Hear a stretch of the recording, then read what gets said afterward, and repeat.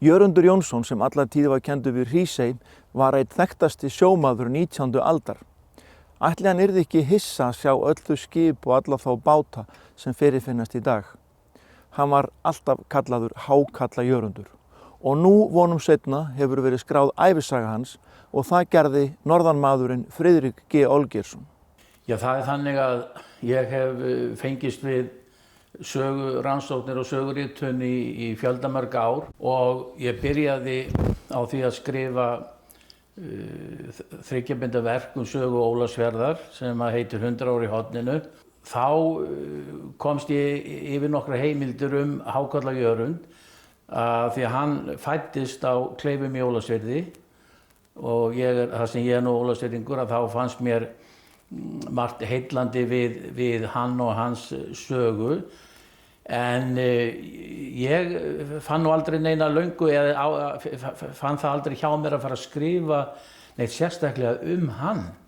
En síðan gerðist það fyrir 2 árum að til mín kom maður í draumi og hann leggur hart að mér að ég skrifi sögu Jörundar.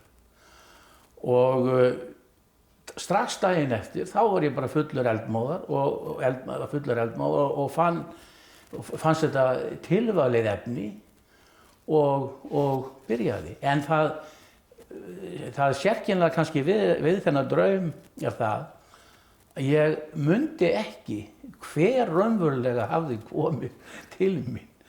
En ég tók ábendingunni og skrifaði þessa bók núna. Hákalla Jörundur, maður þekki nafnið. Hákalla Jörundur fylgir alltaf. Hann búinn að vera liggja óbættur hjá garði? Já, það er óhætt að segja það, því að hann móðir hans deyr, hann ólst upp í 6 systkinahópi, en árið 1840 þá deyr móðir hans af barnsburði þegar hún eiga 7. barnið. Og hann fer þá inn í Eyjafjörð til móðurfólks síns, fátækur 17 ára gamall strákur. Og á stuttum tíma þá tekst honum að brjótast úr hlekkjum bæði fátæktar og vinnumennsku, eignast sitt eigið skip og verður mjög þekktur hákarlaformaður og eignast með tíð og tíma mikla peninga.